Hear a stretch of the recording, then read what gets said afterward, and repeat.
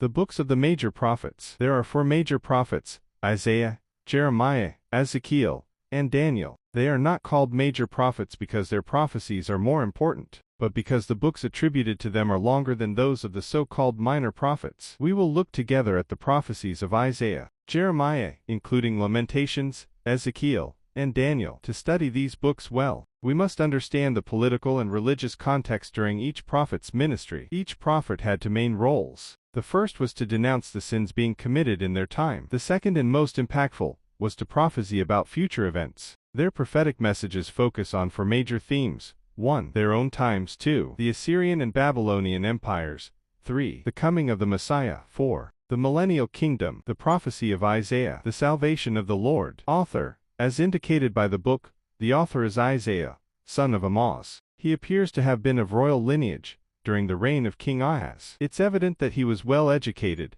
especially in international affairs. He lived for a long time in Jerusalem, represented royal interests, and advised on foreign policy due to his deep knowledge of global affairs. Although he was involved in politics, which often included deceit, he feared God and desired his guidance, but was heavily influenced by the political system of his time and his knowledge of Israel's law. He opposed alliances of any kind with foreign nations. For example, during the conflicts between Assyria, Samaria, and Damascus, or with Egypt against Assyria, he prophesied to warn the king 6 times. It's likely that King Uzziah died in battle for failing to heed God's warnings and trust in his promises. No other prophetic book resembles Isaiah's. The first 39 chapters focus on God's judgment of Judah's sins. From chapters 40 to 66, the message shifts to hope and restoration for Israel during exile and the coming of the Messiah. Historical records suggest Isaiah was martyred during Manasseh's reign by being sawed in 2 for his prophecies. Cf. Hebrews 11:37. It's also possible that he lived beyond the death of Sennacherib, around 681 BC, as he prophesied about it in chapters 37, 38. Message God gave Isaiah. Isaiah describes a vision of the Lord surrounded by 6 seraphim. It occurred when King Uzziah, his relative, died, and God sent him to tell the Jews that if they broke their covenant with him, their city would be destroyed and they would go into exile. Isaiah also prophesied to the Assyrians during King Hezekiah's time, saying that they would not. Isaiah repeatedly spoke of Israel's sins and God's coming judgment. However, he offered hope. If they repented, their sins, even as red as scarlet, would be made white as snow. 1:18-28. God accused them of deceit and reliance on foreign nations and false gods, but if they obeyed, he would shelter them under his wings. Judgment on Syria. God would bring disaster upon them. The Holy One of Israel would burn them with fire. 10:17. Judgment on Babylon.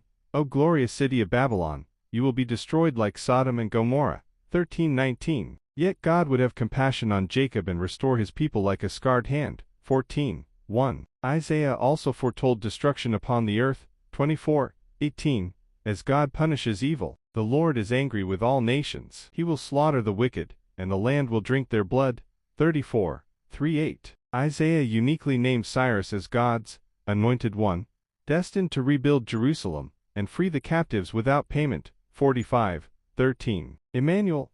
Isaiah prophesied during King Ahaz's reign, the Lord himself will give you a sign. The virgin will conceive and give birth to a son and will call him Immanuel, God with us. 7:16. About the Messiah, Isaiah prophesied that peace and dominion would rest upon David's throne, and his kingdom would never end. 9:6-11:3-6. Preparing for the Messiah, Isaiah declared that sins would be forgiven and hearts comforted. 42. This was fulfilled through John the Baptist's message in the wilderness. 40:1-11. The Messiah's kingdom. He foretold the millennial reign of Christ, saying, "Let us go up to the mountain of the Lord, for the law will go out from Zion and the word of the Lord from Jerusalem." 2:1-4, 52:1, 62:4. The suffering and resurrection of Jesus.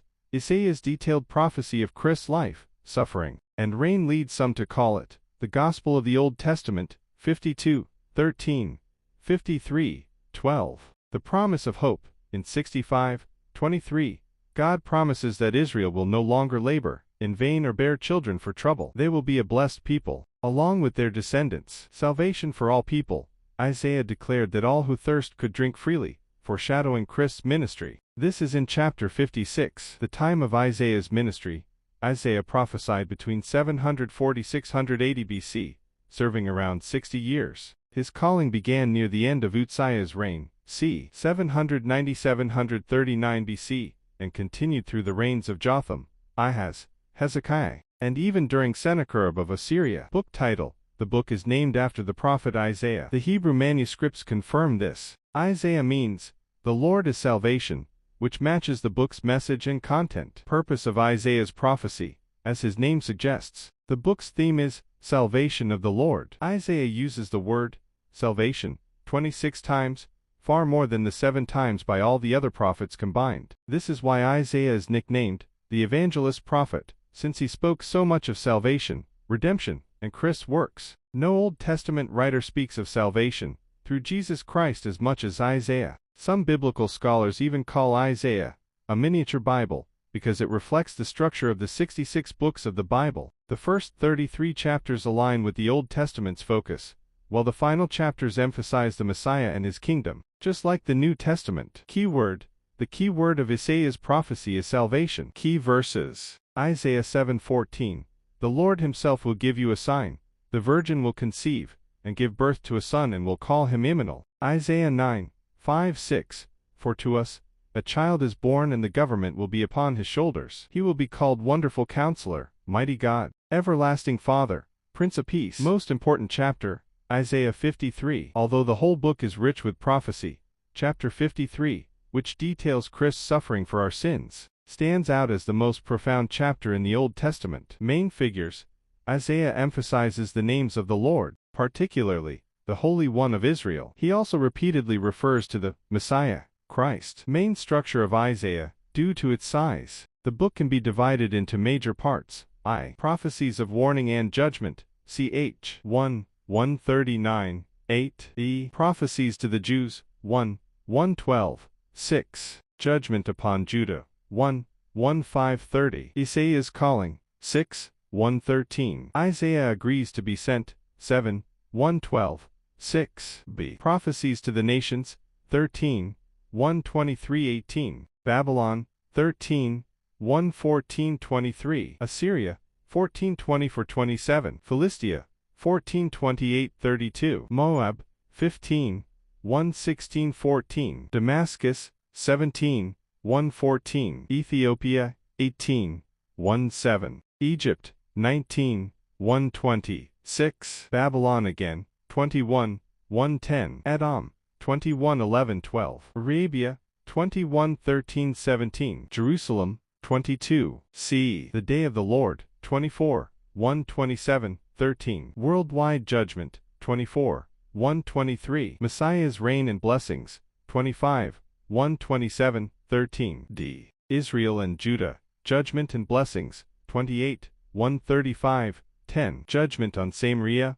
28:129. Judgment on Judah, 29:131–9. The Messiah's Reign, 32:120. Judgment on Assyria, 33:124. Woe upon the nations, 34:117. The coming of a righteous kingdom, 35:110. E. Prophecies concerning Sennacherib, Isaiah 36:139–8:1. The invasion by the Assyrians, 36:122–2. Righteousness from God, 37:173. The mockery of the Assyrians, 37:8–35–4. The destruction of the Assyrian army, 37:36–38–5. King Hezekiah falls ill, 38:122–6. The weakness of Hezekiah, 39:1–8. I.A. Prophecies of hope, Isaiah 40:166–24. E. By God's grace, Israel will be saved,